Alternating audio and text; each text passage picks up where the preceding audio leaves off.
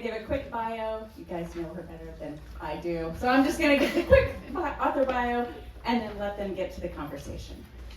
Julia Phillips is the best-selling author of the novel Disappearing Earth, which was a finalist for the National Book Award and one of the New York Times Book Review's 10 best books of the year. She lives with her family in Brooklyn. And Boo Trundle is the author of The Daughtership, which released a year ago today. A writer, artist, and performer, her work has appeared in various platforms and publications, including the Brooklyn Rail, McSweeney's Internet Tendency, and NPR's The Moth. She has released 3 albums of original music with Big Deal Records, and she lives in New Jersey. Welcome and enjoy the conversation. And I don't know if you want, if you're reading, Okay, I'm gonna. How is that? Can everyone hear me? Perfect. A line that was not in my bio was that I read pieces of The Daughtership while Boo was writing it, and a line that was not in your bio was that you read pieces of this book while I was writing it, because we're in a writing group together for many years. So it's very, very exciting for me to get to be here with you and to get to be here with all of you. I grew up in Montclair. I'm sure my New Jersey family who's sitting in the back there saying, she lives in Brooklyn with her family. Like, excuse me. What are we, chopped liver? But I'm so happy to be here. I have to say, I have not yet been to a high school reunion for one avoidant reason or another, but I do feel that this is it. This is the reunion. This reunion of my dreams. And I'm really, really happy to be here with you. I'm going to read just a couple minutes, a couple pages from this book, and then I don't want to wait 1 second longer to talk with Boo. This is my second book, Bear. It is about, you'll never guess, a certain animal. It's about a bear. But really it's about 2 sisters who live on this beautiful island called San Juan Island off the coast of Washington State. And they live in this gorgeous place that's a tourist destination, but they are born and raised there. They're having trouble making ends meet, and they don't love their lives. They're waiting for the day their lives are going to change. And then one day their lives do when this animal shows up at their door. So the section I'm going to read from the book is from that moment that he shows up. They woke the next day to a bear at the door. When the sisters were young, very young, they loved living on San Juan. Summers, the girls would go over to Lime Kiln and pass entire days on the bluffs watching for whales. Spotting them was like catching shooting stars. You couldn't focus on any one spot. You had to let your gaze go wide. Elena was especially good at it. She would jostle Sam's elbow and say, "Humpback." The tourist next to them, outfitted with binoculars, gasped, leaning close to try to learn her secrets. Elena pointed out the pods. Humpbacks, gray whales, minkies, porpoises rolling and leaping in the surf, gorgeous orcas with their dorsal fins sharp as blades. The girls' playgrounds were the stacks of driftwood on the beach. Deer peered at them from the hills. The sisters hid behind bleached logs and called out to each other. They dangled seaweed, salt-smelling from their fingertips. They stacked sticks to make shelters, then crouched inside. Did they know then how little their family had and how precarious that their grip on that little bit was? They had no idea. Each evening their mother came home from the salon exhausted, stinking of solvents. Sometimes she would cough. But the girls didn't know yet, none of them knew, that the chemicals she inhaled were growing granulomas in her lungs, causing her lymph nodes to swell, narrowing her arteries. Their mother made them scrambled eggs or buttered noodles for dinner. She poured vegetables onto their plates. Canned peas, canned beets, canned corn. They told her what they'd seen on the island that day, and she oohed and awed, making them proud as young queens. Their power went out some days in winter. Elena rubbed their mother's shoulders in front of the TV. The sisters crouched on the forest floor of their property, studying mushrooms, telling each other stories. They were heroines. They made magic. They were the girls at the center of a fairy tale, and they, along with their mother, would live in such bliss all their days. This was not a fairy tale. They were not faced with this beast on their step, brave. Sam woke up to the shock of a door slamming and Elena's scream. Hearing the tumult, Sam knew immediately, horribly, that Elena had found their mother dead. Sam had been bracing for that moment for years, but still it knocked her heart out of her chest. She couldn't breathe, couldn't think. She tumbled out of bed, hit the floor with both feet, and ran. Elena was in the front hall shaking. Sam was shaking too by then, coursing with dread and adrenaline, trying to prepare for whatever it was they would have to do. Their mother, their anchor. Where is she? Sam said. There's a bear.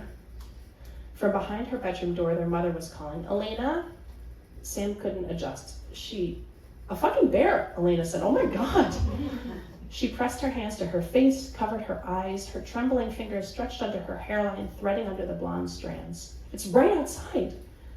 Their mother's door opened. She was repeating their names. Sam said, there's a what? There's a bear. Elena took her hands down. What do we do? Sam didn't understand. Her rational mind hadn't woken up yet, so the situation seemed incomplete, incomprehensible. She wanted to sit on the floor and have someone explain it to her. But Elena was hysterical. Turning to face their mother, Sam said, everything's okay. What happened? Their mother asked. She's hurt? Her fists were pressed to her chest. The collar of her shirt was low enough to expose the top of her catheter, her sternum pale and ridged with bone. Everything's fine, right? Sam looked to Elena, who kept shaking, turned back to their mother. We're fine. Elena just got a fright. Their mother didn't understand either. What happened? She got scared, something outside. There's a bear outside, Elena said. A what? Exclaimed their mother. No, we're going to take care of it, Sam said. To their mother, but to Elena too, and to herself, because she did need assurance. She couldn't clear the awful vision of their mother found stiff in bed, their mother gone from them. She went over to hold their mother's thin arm. It was cool, but not cold. Not yet. Don't worry, we'll call the police.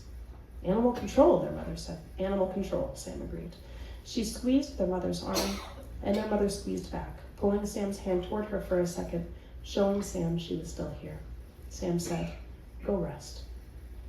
As soon as their mother was back in her room, Sam said quick, what are you talking about, a bear?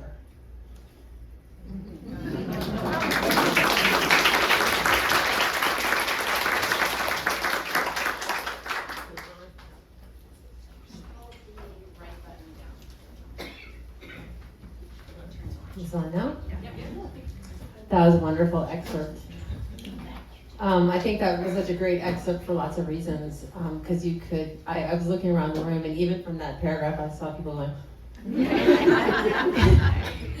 this sort of natural fear of the wild and the situation where there's something wild outside of a very domestic, private space. I'm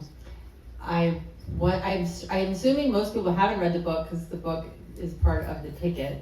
So we were talking about this before. No spoilers, and I have to be careful because it's a very suspenseful book. And I think also part of the reason it was such a great paragraph for you to read, or part for you to read, is that it's so well written. The language and the sentences, all the way down, to the very basic sentence level, is so beautiful. And at the same time, it's very suspenseful, and I really felt that in what you read. And also you laid out a lot of the elements of the book that I think we'll talk about tonight. So the first one, and I also saw Julia speak on Tuesday night, which was cheating a little bit. I felt like I was reading the Cliff Notes because I did get some ideas. I think I got ideas just from hearing you when you got excited talking about something, and you seemed super excited talking about the fairy tale element, so I thought we would start with that. Just explain, your relationship to the fairy tale and the fairy tale that's really at play in this book. Yeah, so this book is contemporary, and it's meant to be totally realistic. Everything that happens in the book is on the extreme end of possible, but it's still possible. It's improbable, I guess, but still possible. But it takes its elements from a very magical source, which is this Grimm's fairy tale called Snow White and Rose Red that I was obsessed with as a kid. I loved Grimm's fairy tales as a kid, and I had this kind of big blue book that I would lug around with me everywhere and drop in the bath, and it would get all ripply, and this poor abused book. But it could take it, because these were all stories that had stood the test of time, and I think could probably use a drop in the bath or two. And there was a story in there called Snow White and Rose Red that was about these two sisters who live in a little house with their mother, And a bear comes, and they invite him in, and it was very confusing to me as a kid. He would come in, and he would sleep every night on their floor, and the girls would sort of roll around with him and put their hands in his fur. And as a kid, I didn't know the word perverse, but I felt the energy of perversity. I thought, what is happening here? And I found that so compelling. And the arc of that story, to me, doesn't cohere really or make sense. There's a dwarf, and there's treasure, and there's enchantment, and there are princes that they marry at the end, and it didn't really make sense, but those elements of the sisters and that animal compelled me over and over and over again. When I was a kid, I would try to rewrite it, and then this was sort of my big bite of the apple. When I came to this book, I really wanted to connect to what I had first loved about writing, what I'd first loved about storytelling, and this story that had stuck with me for so long.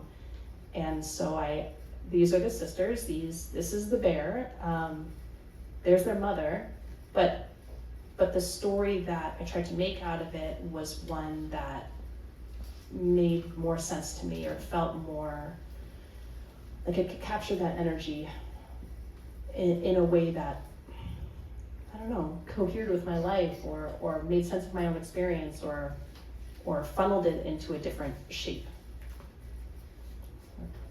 There's no way That's very cool. I remember, I also had the luxury of being in a writing group with Julia, so I remember when you started the story. And I wanted to mention I looked in the acknowledgments, and you acknowledged, thank you to 1,000 Words of Summer. So can you explain what that is and why? And I imagine, is that when you started there? Is that how it got started, or? I don't think so. No, I think it had started before then, but it was always a big push part of it. It would always be a moment. So 1,000 Words of Summer this is a perfect place to talk about it, I feel like, in a bookstore. Indeed, I think there's, probably not in this store, probably in the other store, 1,000 Words of Summer book on the shelf. It's this project by Jamie Attenberg, who's an incredible novelist and memoirist and literary citizen.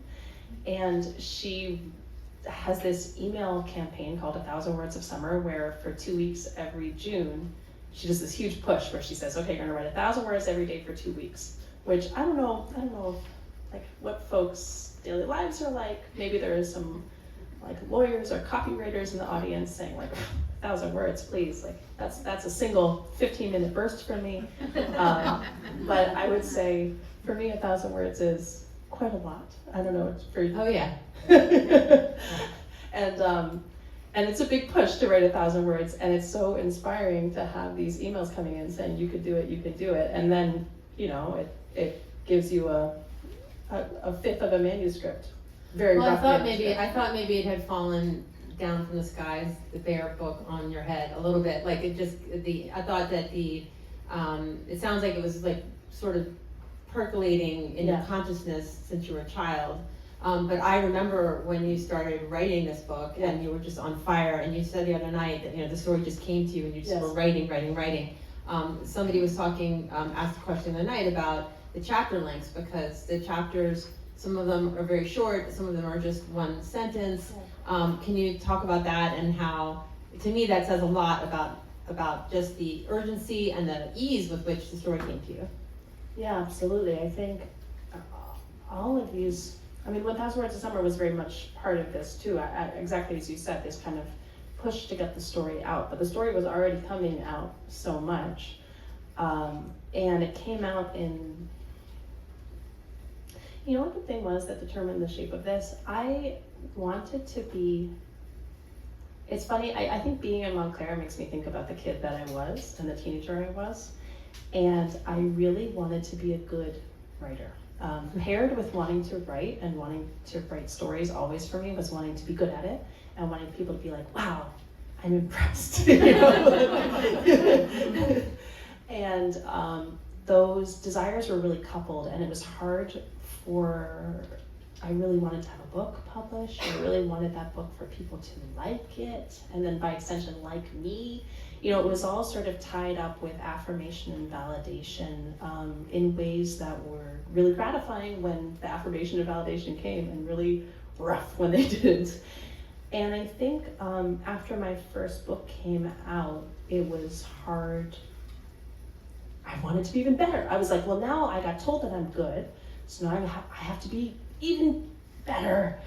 And there was so much pressure on myself. It's like called like the sophomore slump. I mean, it's Yeah. sort of a known Right. ailment to like your second of any, when you have a success with something. I mean, your first book was nominated for the National Book Award and it was a bestseller, and so that makes it even, there was a lot of pressure for the next book to be I felt a lot of pressure at on my least head. that, right? But I think I felt the pressure even before it came out. I think I always felt, not always, but for a long time had been giving myself that pressure.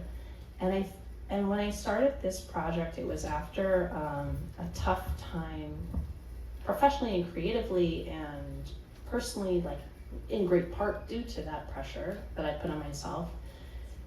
And Can we talk about that a little bit? we should talk about it. Because it's really quite a story, and I asked her before if we could talk about it because it's something that's been so inspiring to me. You want me to tell it? Yeah, I do. Quickly in brief. I like Okay, that. well, in brief.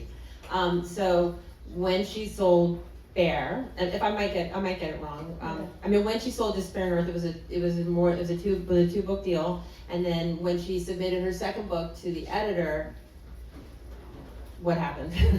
So it was a finished manuscript. It wasn't Bear. It was her second book, and it was a different book. And she submitted to the editor, like, here it is, delivering my novel. And what happened? And they said, this is not going to work. It's not going to be a publishable book. And I said, okay, yeah. I was crying.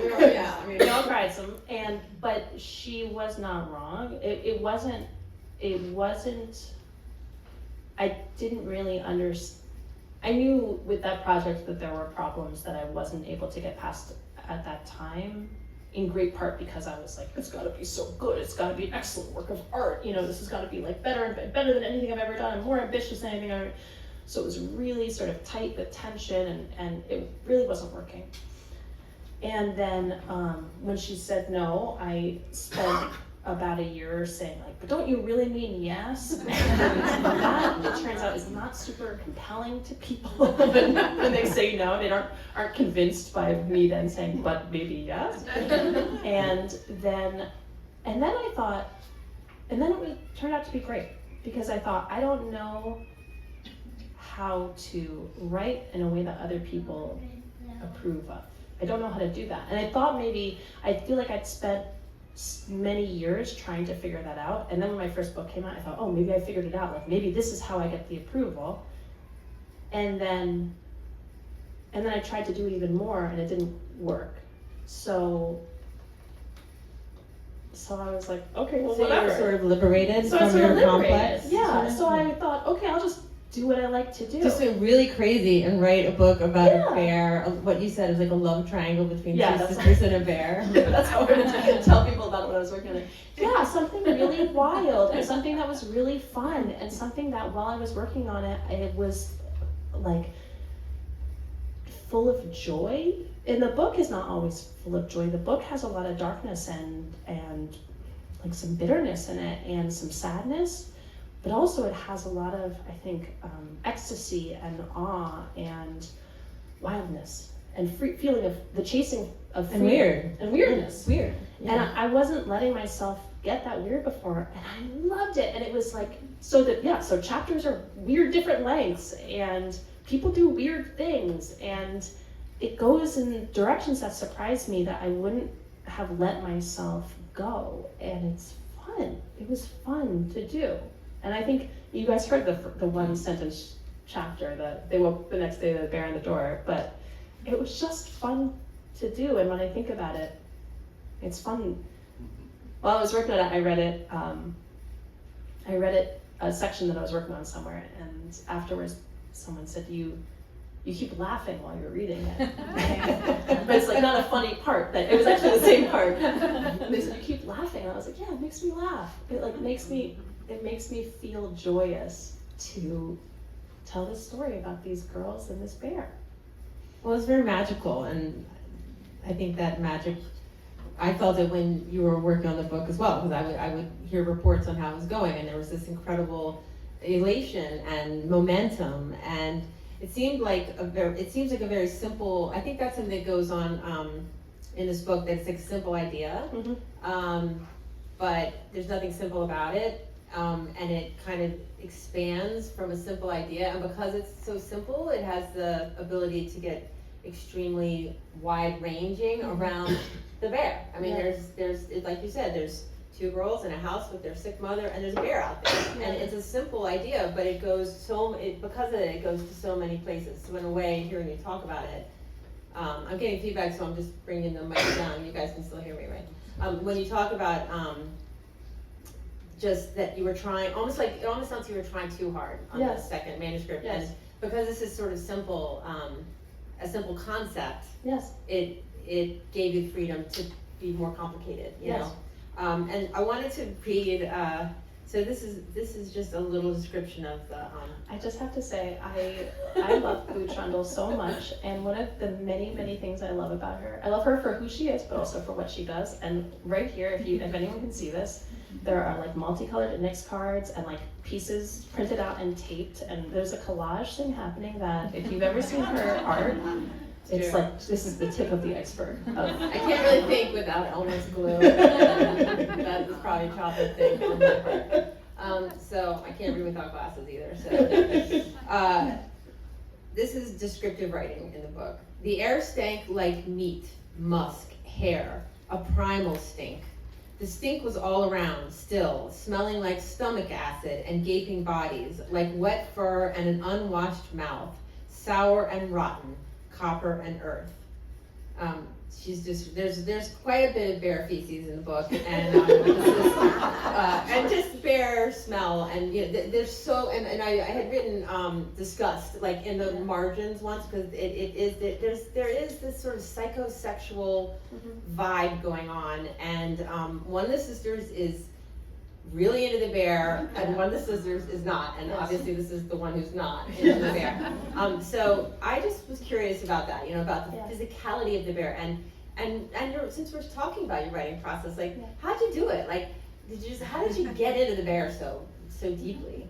I listened to a lot of podcasts of survivors of bear attacks. Really? That is not the answer I thought. Yeah, and are there a lot of podcasts? There are some. There's really a podcast for every topic. Honestly, There really is. A memoir by a woman who survived a bear attack, actually on Kamchatka, which is the place where I set the first book, which is pretty incredible, called In the Eye of the Wild. But people, so the surviving bear attacks aspect of it is really,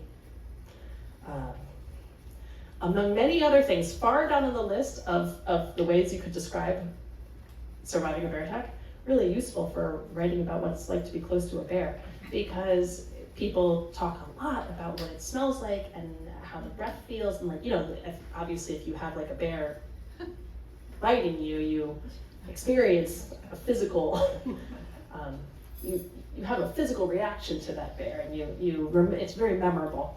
So it was a very, very helpful research tool to think. I had no idea that I'd been pretty close to bears, too close to bears before, but never close enough to smell one. And that smell is like across the board. People talk about how disgusting bears smell. Yeah, I never would have. I mean, I've never thought about it, but hopefully we never have an opportunity to test it. All right, well, here's another question. Like, you had said something about how in the 1970s there was like a slightly pornographic book about a woman who has a relationship with Bear. And even right now, there's a show called Bear, and there's, like you said, there was like a TikTok thing going around about Bear. Like, what do you think the sort of, is it because every now and then a bear's in the neighborhood? I mean, why this, and like The Revenant, one of my favorite movies, there's a huge bear, or like, I'm just thinking of Brad Pitt, but that's something, he kills a bear in one of his famous movies. Legends of the Fall, I think, there's like a big grizzly bear. So you think it's just, what is it? Is it like an American? Well, I guess not, because it's Kamchatka was where the memoir. Like, what do you think the bear has some kind of symbolic meaning beyond? I think it has lots of symbolic meanings. Although I know it's Bear Week right now, and I know all It of you are is? well, no, I mean, I made Oh, that for up. you, okay, yeah. For me, I'm very deep on for bears. the show yeah. The Bear, which I know all of you are like skipping your marathon of The Bear because it's Oh, happening. really? It's Yeah, nice. It's like a bear conflict. Yeah. Which bear? Bear v. Bear. And the debate. Oh, talk about bears. Yeah. But I have ideas about that, but I don't know how across the board they are. I don't know how reflective they are. I'm interested in, I think in a lot of our lives, we, especially in let's say right here, right now, like the people who are in this room, us, we are very safe, and we have made ourselves very secure. We're not it's very unlikely that we're gonna get attacked by a bear to the face. So if we are finding situations where we're in sort of that sort of visceral, natural danger, shall I say, it's because we're seeking it out. We're seeking out a thrill.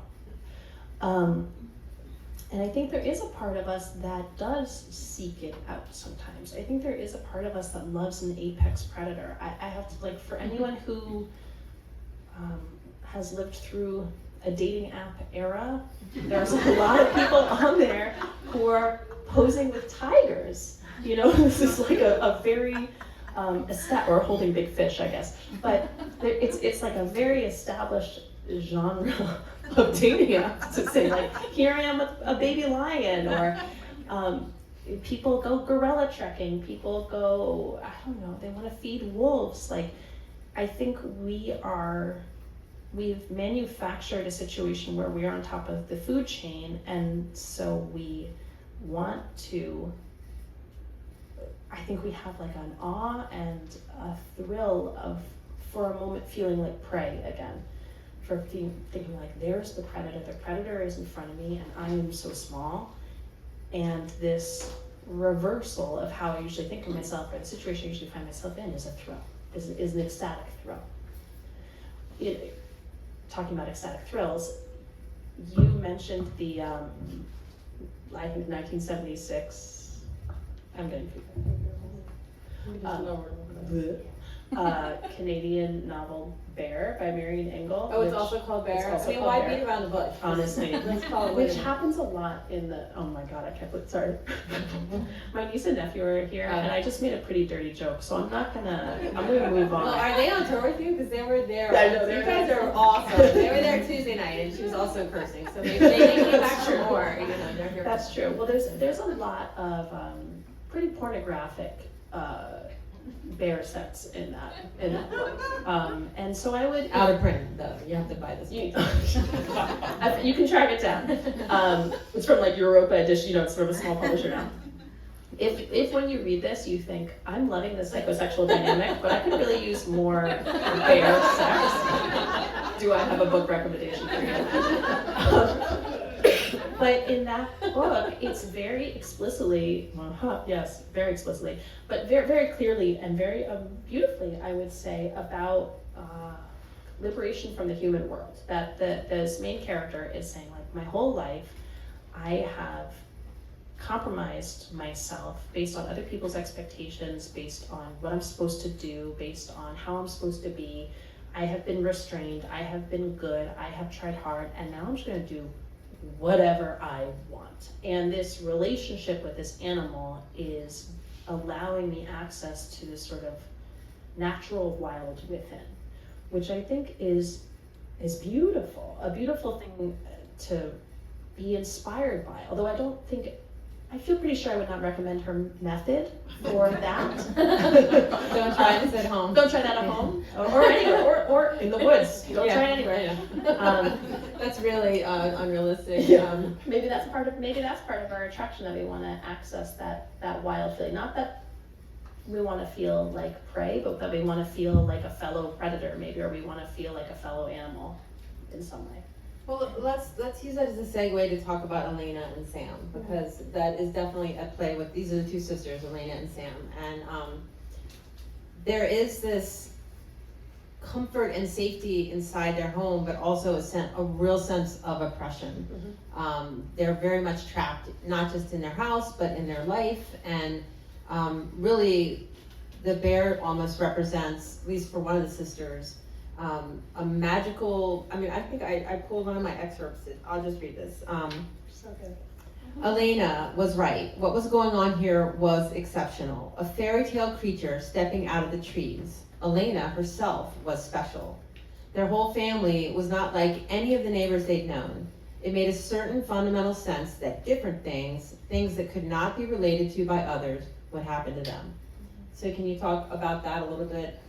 That sense of not just, well, why they're special and why this would happen to them. Yeah, so the dynamic between Sam and Elena is intense for a lot of different reasons. They are sisters who are really close in age and who have been living at home with their mom for a long time, a lot longer than they anticipated. Because their mom has been sick for a long time, and so they all made the decision together to, be her caretakers. She has needed increased caretaking over time. And that has continued. It's been longer and it's been harder and it's become more and more necessary over time than they ever anticipated. And I think Sam in particular she's a really intense personality. She's fiercely loyal. She has really high expectations of how people should behave. She is so dedicated to her family and the people that she decides to be dedicated to. And I don't know if any of us in this room are this way, or if you've had friends who are this way, but I think when you carry really, really high expectations, and when you have such fierce loyalty, and when you believe so strongly, I like this. By the way, last night I was in Pittsburgh and there was a tornado warning. Everyone's phones went off at the same time. So now when I hear a phone, I'm like, what is it? Do we have to shelter in place? But I think when you have such high expectations, you get very disappointed. You can be really disappointed by the way that people are, or the way that people let you down, or in a friendship or in a family relationship, you think well, I do this for you. Why aren't you gonna do this for me? You're not doing. Didn't we have this sort of commonly understood, didn't even need to be spoken agreement that we'll be there for each other in this certain way, but you're not there for me? And it can feel devastated, I think, over and over again. I think Sam has really been, for a long time, feeling that mismatch between what she expects and how the world is. And it's really worn her down. And so I think when she talks about how her family is not like any others that she's known, she's talking about that feeling of safety and love and loyalty, but she's also talking about her disappointment in how the world has been, that she thinks well, we are together, we are here for each other, and other people just get to go do whatever they want. Other people leave their parents and go out and get other jobs and have more opportunities and get off this island, and we haven't been able to. And I think she really feels the crush of that. Her sister has peers and friends, but she has sort of chosen to be more isolated, and I think because of that, see less commonality between her and other people.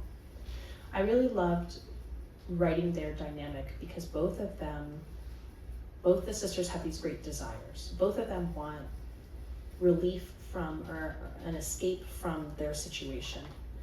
But Sam finds that escape in fantasy. Sam says, in the future it's going to be different. And Elena, who loves this bear, says, well, I don't want to wait for the future, and I don't want to fantasize. I want to feel something better right now. I want to feel something good now. And I myself am very prone to fantasies about the future. And I also It's a good trait in a writer. Well, it can be devastating sometimes because you lose track of the present. But I always think Julia. I think you're very good at manifesting your fantasies, like, because in a way, like, a fantasy is a form of positive thinking. I mean, like, you're just good at thinking about what you want to happen, and then lo and behold, it often does. But I guess you're saying it doesn't always.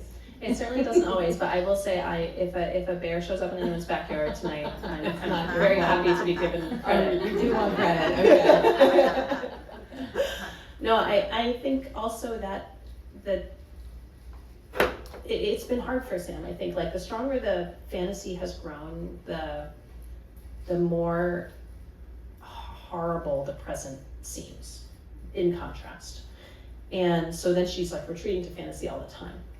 And like, in that situation, something's got to give or something's got to break, and so Yes. it's almost a miracle that this bear shows up to, for better or for worse, to break through the stagnation or the sort of trap that they're in. And so I want to talk about it a little bit too. Again, I was at this event on Tuesday night, and I really had an issue with something that the interviewer asked. No. Well, he said that he was talking about like novelists as liars, that there's like a lot of lying that goes on, and you're so charming. You're like, yes, I'm lying, but I don't think so. I mean, to me, it's a little bit of fantasy and a little bit of research and a lot of imagination. But like, for example, let's talk about Sam's job. So Sam works on a ferry in the San Juan Islands, like. So tell me about the research you did for that and how you made it so convincing, because I would have thought you worked on a ferry, and I don't think you're lying to write about a character who works on the ferry so well that I think you worked on the ferry, but I just, in a craft sense, it's so convincing and it's so beautifully rendered. How'd you do it? I love the compliment of this question, and I also love picturing you in the back of the room on Tuesday, just like. Well, I don't think novels are liars. It's maybe they're. I've always had a problem with that. Like, I might elaborate on something when I tell a story, but I'm not lying, even if it's like 80% not true. I'm just making it into a good story. Let me think about that. So Sam works in. Well, all of it, the San Juan Islands, like all of it. It's so convincing and so beautifully described, just like Disappearing Earth. Just incredible descriptions. The setting feels so real and alive. It's a podcast. No, it's all podcasts. No, I'm kidding. I went to San Juan. I read a lot of. I always really like to read memoirs by people who have experienced some aspect of the situation I'm writing about. So like memoirs of having a chronically ill parent, for example, Oh, that's so or interesting. I had caretaking. no idea that was part of your process. It's like, I feel like it's very robust. Here's one that I'll try and do that's a big part of the process. Reading Reddit forums. Well, I knew about that. Yes. So like people who live on the San Juans and who are born and raised on the San Juans, for example. I want to qualify in that way. Reddit, this website, this online forum, has everything on it, and for better or for worse. And so there are communities of people who, for this poverty finance.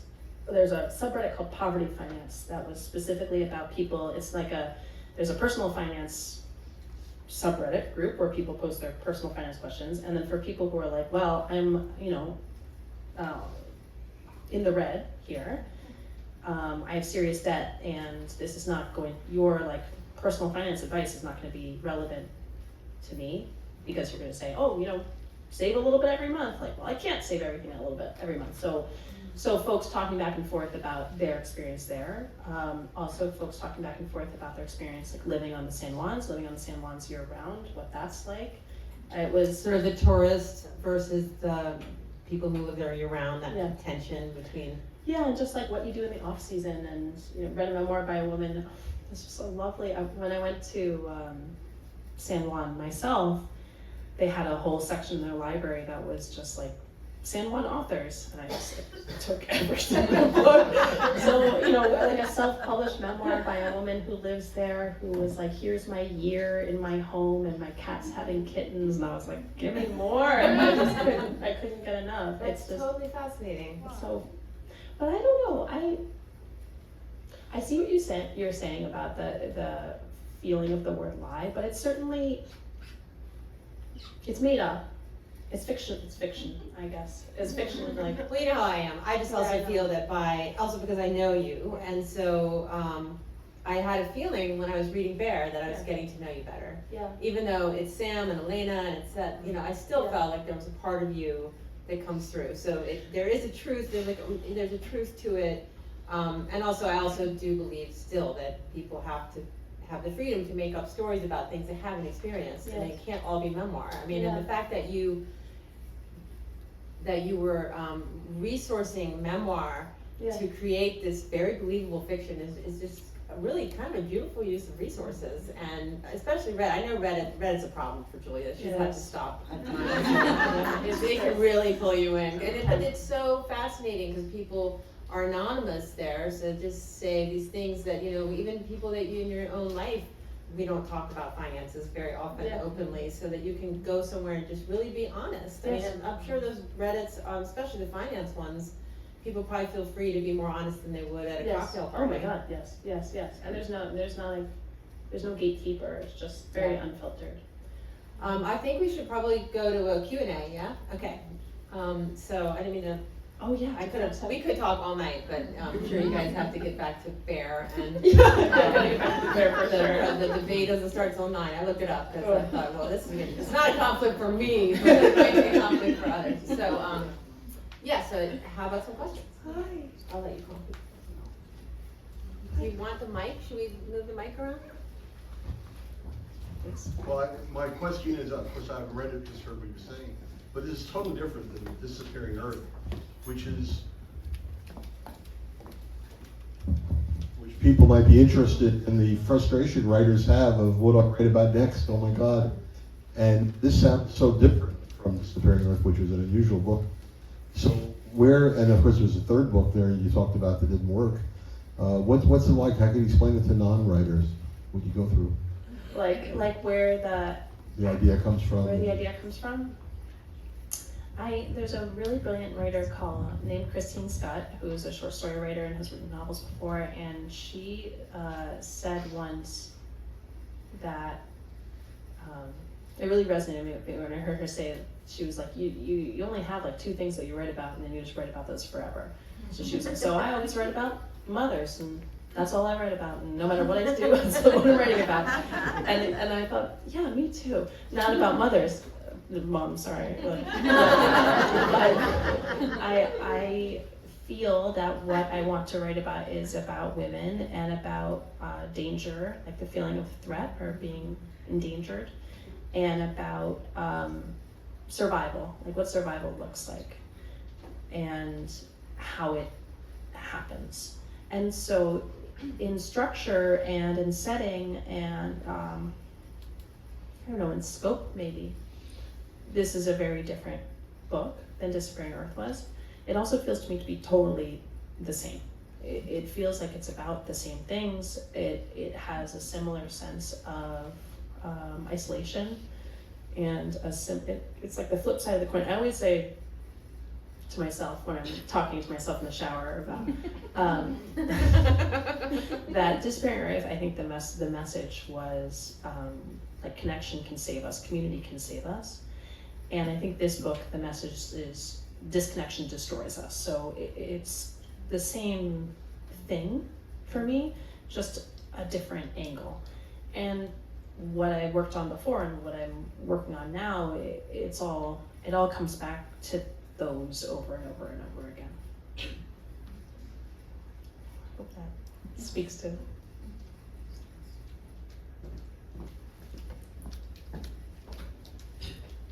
Not sure I got the mic, but hi, Julia. So on this question of how the novels are the same and yet different, I'm really interested in what the sisters, what the engine and the driver of sisters in both these books all opens up for you. Because of course in Disappearing Earth they're separated and here they're confined. But could you talk about that? Yeah, in this book has a slightly different, so the sisters in Disappearing Earth were also really pivotal characters, were off stage a lot of the book, but they're much younger. They're 11 and 9, and I think their influence in that story was very much, like I'm a sister. I have a sibling. I don't have a sister. I have a brother. Sadly, no. Oh, he got a hug for that. He got a hug. I have a very, very wonderful older brother, and who's just the best. And I think in the spirit of 80% of it is untrue. Like the dynamic of in that book, the sisters, give each other a very hard time. They are annoying each other a lot, but they really love each other and are trying to take care of each other. Especially the older sister trying to take care of the younger sister. That is like very directly sourced from the relationship that I have with my brother, like the relationship that we had in childhood. He would give me a hard time, but was always, took really seriously his role to be the older sibling and watch out for me and make sure that things were going to be okay. And I thought that was for me, that was such a beautiful and fundamental part, especially of childhood, and I wanted these kids on the page to experience that. The sisters in this book are older. They're in their late 20s, and they have that sibling, older sister, younger sister dynamic. But they also have, I think, a dynamic of old friends who are also like, this is the section that we're getting. Like the old friends who love each other so much, have been through so much together, know each other, they think in some ways better than anyone. Like I know you so far back, and also don't know each other in the present maybe, or haven't checked in with each other, or they live together, they see each other every single day, they talk every single day, but they don't, their paths have diverged in ways that they haven't noticed. And it doesn't mean they don't love each other, or that they're not like completely dedicated to each other, but how they see each other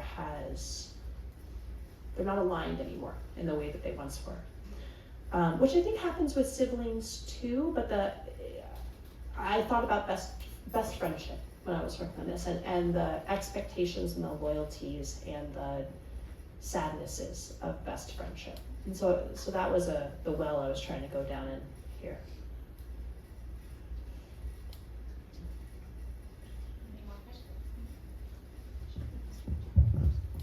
Hi, Julia. So you said earlier that this book kind of like dumped from your head onto the page. But can you talk about what the most difficult part of it was for you?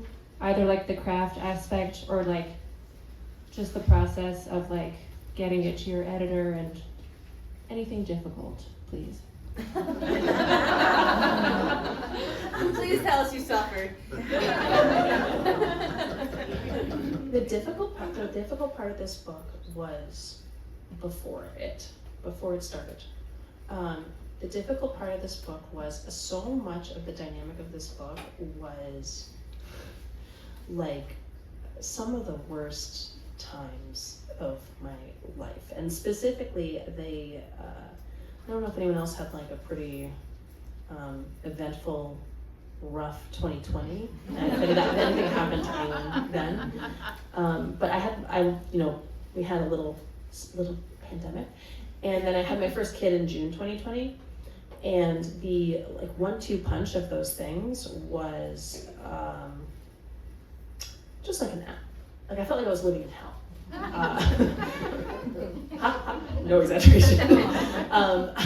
It was isolation, pandemic isolation, plus postpartum anxiety, plus like I was afraid to go outside. I was so far from a person that I recognized as myself, from a life that I thought I would ever live, and I also couldn't see, as time went by and other people around me started to like get back to normal, I was not back to normal, and I was like, I don't even know how to get back to normal. Normal feels so inaccessible to me, I cannot even imagine how to get there. And that feeling, I was desperate, and it was coming out in my writing. I had not started this project yet. I was so afraid all the time. I just it was horrible. It was just a horrible, horrible, horrible time.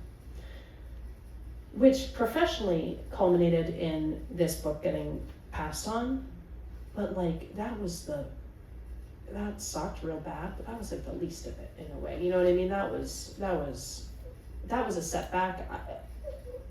Everything else was like devastating. Every other part of my life, I was just like, I'm having such a hard time. So there's the challenging part. This was like an angel that came from heaven. This, I started writing it. It just flowed. It just was fantastic. Through total happenstance, I had a new editor who was just like, I'm all on board. It was incredible. I wrote the first draft, I turned it, or maybe the second draft into him. He said, I love it so much, you're just gonna have to take 2/3 of it, throw it out, and write it in the new version. And I said, yay! I mean, like at that point, just the feeling that things were flowing and that I liked what I was doing was so novel that, like, who cared? You know what I mean? It felt wonderful in comparison to how it had felt before. I don't think I'll ever have a writing experience like that again. And if you want me to tell you challenging writing experiences from other projects, I'll tell you 1,000. And if you want me to tell you challenging writing experiences from the next project, I absolutely will. But this was just like this kind of front loaded all the challenge into the prep section. I like that. I saw it, it's true. You're definitely not lying, I saw it. I mean, imagine being pregnant during the pandemic and having to go to the doctor like with a mask, and your husband couldn't even be there for the birth, right? He could be there for the birth, he couldn't be there for the appointments. That's the word. I mean, just total isolation at that last, I saw it from, it looked hard, yeah. But We can do maybe one more question. Thank you. Hello, my dear old friend. I just wanted to take a moment for the people who can't see in the back. Her attention to detail in her fingernails is phenomenal because it matches the cover of her book. this was the most important pre-pub task I had, was to get this manicure. So I wanted to commend you on the beautiful. That was the whole question, Lizzie. I love that. Question. I just wanted people to admire it. Wait, like I was. I really, really love that. And then I also want to say, like, in this last moment, how incredibly, incredibly grateful I am. The idea that we all, I mean, I know all of us, like, had very, very different experiences these past few years, challenges in different ways, pandemic and not pandemic. Like, we have been through so much, and the idea that we get to be together is just it's so nice. It's so nice to be here. Thank you for this. Thank you.